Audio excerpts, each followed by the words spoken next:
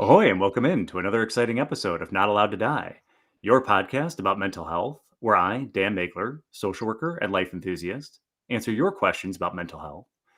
Alongside me, as always, is Mariska, the three-toothed Patterdale Terrier, and you might hear her licking her paws in the background, and we all know what that means. When Mariska is licking her paws, it means that you are not rating and reviewing the podcast at a high enough rate and or following. So remember, that's our New Year's resolution for 2023 is everyone's going to start following the podcast.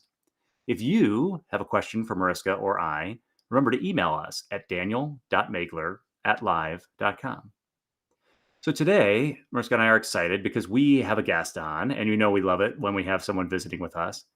And Dr. Masa is someone who has gone through a number of her own life challenges before getting into counseling and therapy. And she's going to share with us some perspectives about how to heal from challenges that may, even for even really successful people, that they might find they're still not achieving the level of happiness that they desire. And so Dr. Masa knows through her training how to help dig a little bit deeper into some of those older traumas and healing things that have happened.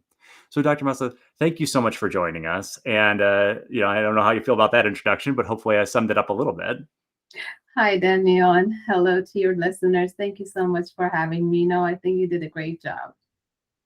So, one of the things that's a little bit more or less common in the therapy world is right now, for most of the people who are listening, they might have tried therapy. And the first thing, when I was going through school, the rage of everything was cognitive behavioral therapy, which is great. And now the new thing is DBT, dialectic behavioral therapy. And in around the 1980s, some studies came out that were saying that these brief solution focused therapies were just as effective as some other things. And so a lot of the different kinds of therapies and modalities where people took a little bit longer and they really developed more of a relationship getting to know people went a little bit out of vogue. But you come to us with some training in psychodynamic theory. So can you tell us a little bit about psychodynamic theory and why that might be a better fit for certain people? I appreciate that. So, I definitely understand the importance of different therapies, but we have to understand what each therapy is trying to do and what is the purpose. When we think about this short term solution focused therapies like CBT, DBT, mindfulness, so on and so forth, the idea is to resolve the symptoms, get someone back to a level of functioning so they can go on and they can revisit the therapist whenever they need it. Mm-hmm. The difference between that and a psychodynamic therapy is a psychodynamic therapy is really about challenging, changing, healing the underlying cause of those symptoms. So it's really about figuring out what's causing the symptoms to have the causing the person to have the symptom.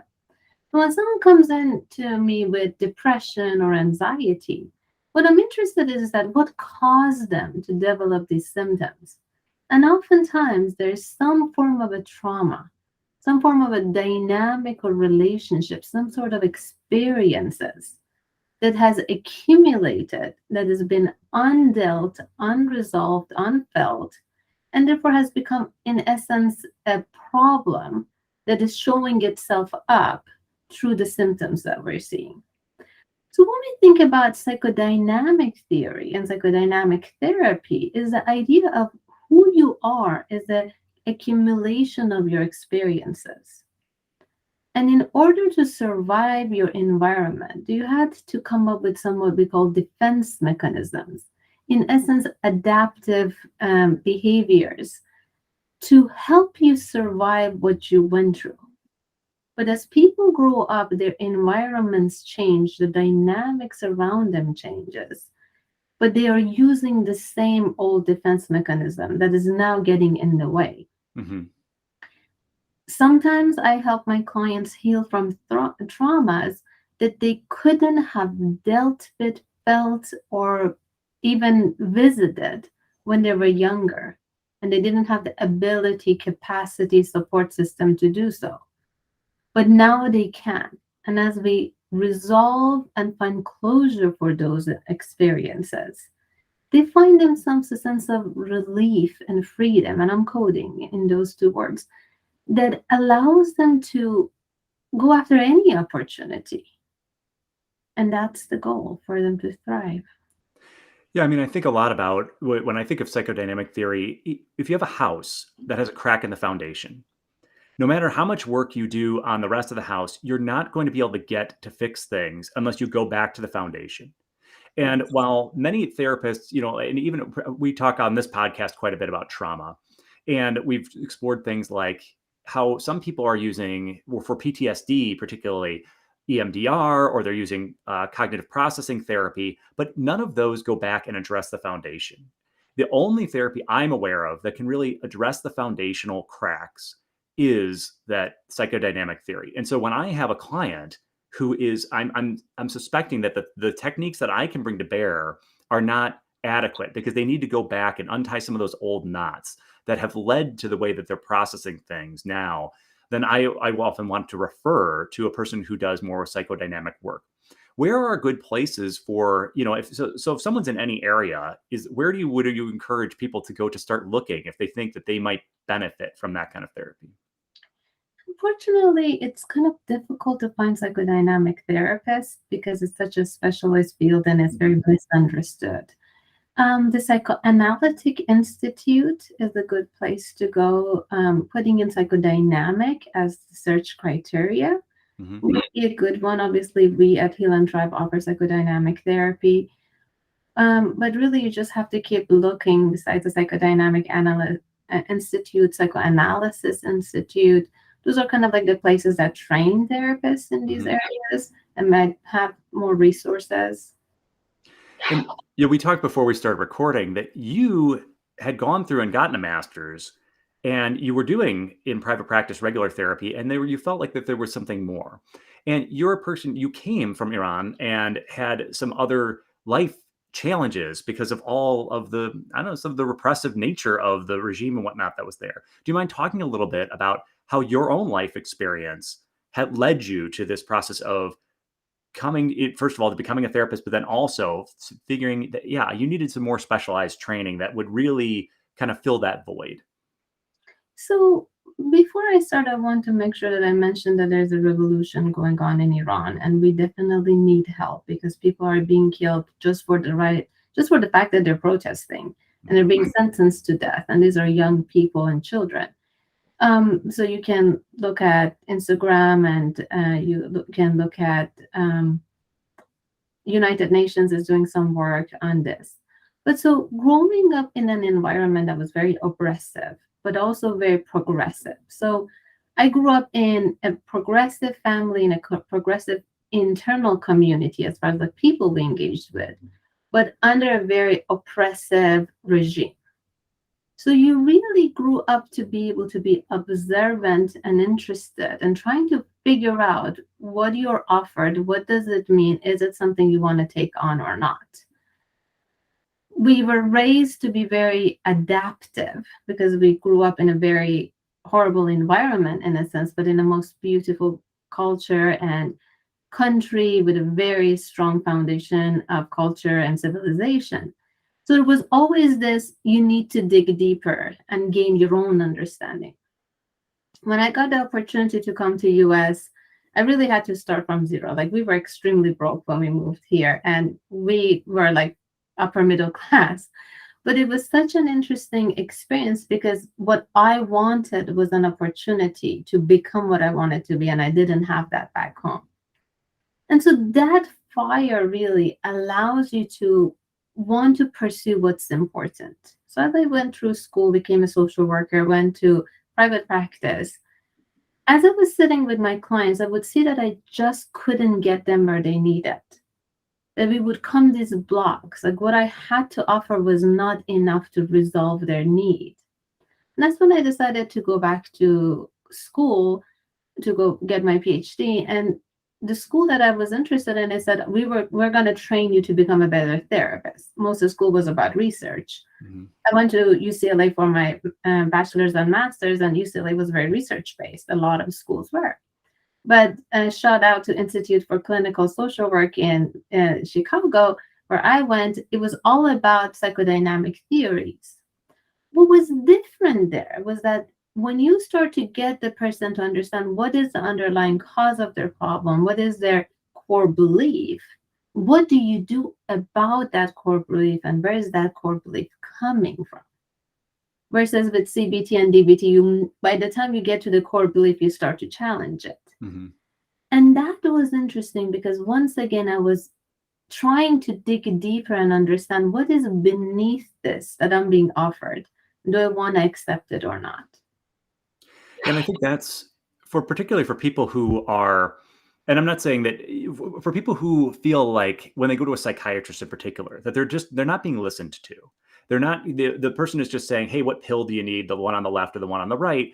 I find that people who are coming from more of a psychoanalytic model are really more interested in, and it's not to say that you don't work with people who use medication, but at the same time, really finding if we can find out more about the whole person and where perhaps the trauma came from, we may be able to do some of this without medication. Is that your experience that for people who are, or what are your thoughts on that? So I have this layered perspective of therapy. I start with an example. I had a former client call me for her brother. The person had just lost his girlfriend in a severe car accident. He had to give his girlfriend CPR and she died. Mm-hmm. And this client is asking me to see the client. And I said, look, this client at this moment, there's one specific trauma. He's having flashbacks, he's having all these things that are happening to him. He needs EMDR. Mm-hmm. The reason I recommend, and I said, when he's done the EMDR, he can come back to me. Mm-hmm. Why am I making that basically a connection? There's one significant severe trauma. The person's brain is flooded. The amygdala, hippocampus, limbic system is flooded with danger signs. He has this overwhelming experiences of loss. And at this moment, this brain is too distressed to calm down to engage in a processing. I don't have access to the cortical cortex. Mm-hmm. When amygdala, the limbic system, the survival part of the brain is activated, it shuts down the thinking areas. So I need this brain to calm down. And EMDR is really good at calming the brain down in that sense because there's one specific trauma.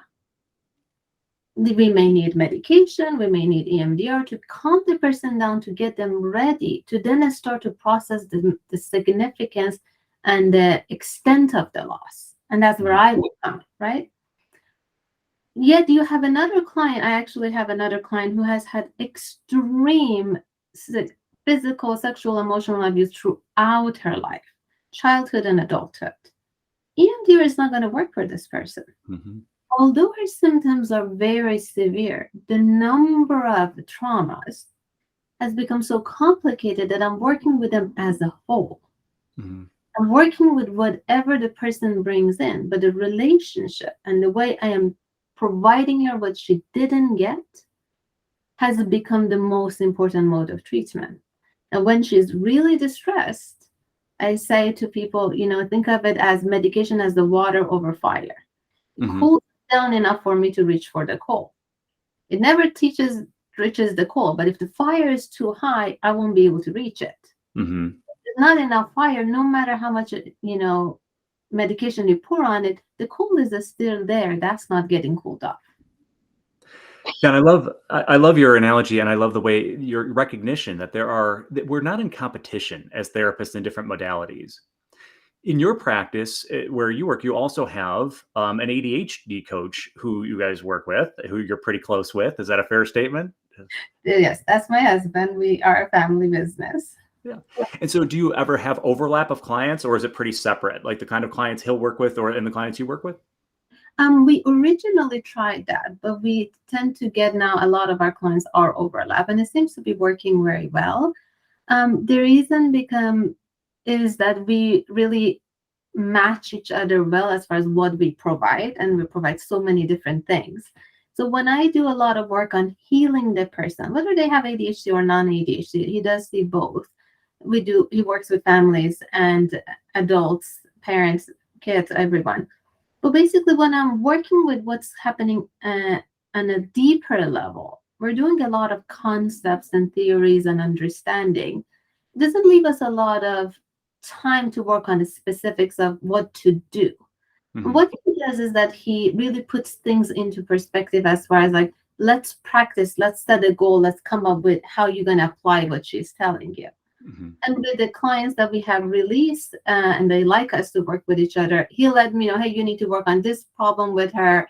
I say, hey, I need you to work on this, like this solution regarding this problem. So I had a client who works with both of us said that you're kind of like my team. You're like my support system. I have the two of you, you each do different things, but together you provide that kind of like wraparound service.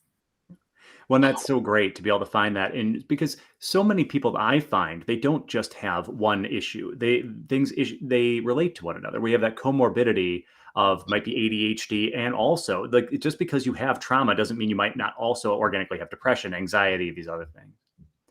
Where can people go to if they want to find out more about you and your practice? Where should we direct them to if they're interested? Sure, that would be lovely. So, one thing is that for your listeners, they all they have to do is they let us know that they want to work with us, and they will get a free consultation with me. Same, they definitely as soon as they call, someone will answer their calls. I know a lot of people say people don't answer our calls. That is not our practice. Even if we can't help you, we at least want to give you some referrals or places to go. We do have both out of pocket and insurance capability. And most importantly is that I want people to know that they're not alone and they Hmm. don't deserve to be alone. If we can't help you, we will direct you to people who can. So don't be shy in asking and reaching out to us. So a couple places is Heal and Thrive Psychotherapy and Coaching on Facebook. You can find us on Instagram at heal underscore thrive and on Twitter at heal_thrive as well. You can search for us. Our website is heal-thrive.com. And you can just put in Heal and Thrive Psychotherapy and Coaching, and then our website comes up.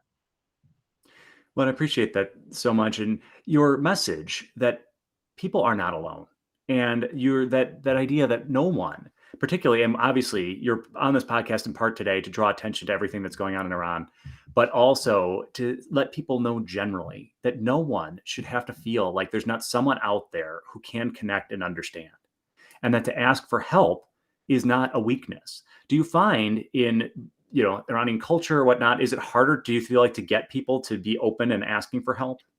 I think in a lot of places it's difficult for people to ask for help across the board. Hmm. It's True. ask for help. It's a very vulnerable position to ask for help. And if you've had history of trauma, it becomes even harder to trust someone you don't know. I actually didn't share this with you, but I've worked with the jails. I've worked with a lot of gang members, and I've worked with a lot of gang members who were very high in their gangs. And the strongest thing we did was to teach them how to trust and to Hmm. teach them how to be vulnerable with people that are safe. And if they can, anyone can, right? I want any one of your listeners to know they do not deserve to suffer alone. No one does, no matter what they've done. And even if you're successful, even if you feel like I'm here, I should do this, I shouldn't need this, I should know that, that's not true. We Hmm. can survive and be successful as adults, but there's a child within us that is always craving for help. Well, thank you so much for your time and for sharing these insights with us. And I do hope that anybody who's listening will reach out, especially if you do have thoughts and questions about psychodynamic theory, because I do think there are a number of you out there who may benefit from this modality in a way that you might not, especially if you haven't found success and you've been feeling like there's been something missing from your therapy. Please check that out. And as always, did any final thoughts you wanted to leave us with?